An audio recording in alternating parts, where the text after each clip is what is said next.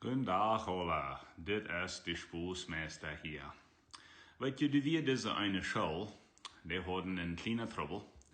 De Sholmejales en de 8e klas, die liggen ihre Lappen te tussen, ihre Lappen te vormen, wo die zijn. Ze liggen lipstick aan ihre Lappen aan te doen. En dan een beetje, hey, dit is mijn kleur, en kon ik die kleur proeven, en waar we tussen en zo verder. En immer in de Sholmejales bootstoef, de speel, wo ze zich bekijken deden, die wir immer vol lipstick.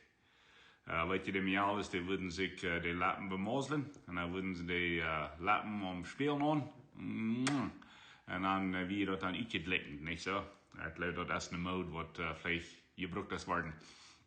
En de principal van de school, den wir dan oud, dat zijn kerkje immer moest jeder dag beim speel lipstick afwaschen. En dan komt dat met een idee. Hij roept de Sholmejalen van de 8e klas door de bootstoep nemen.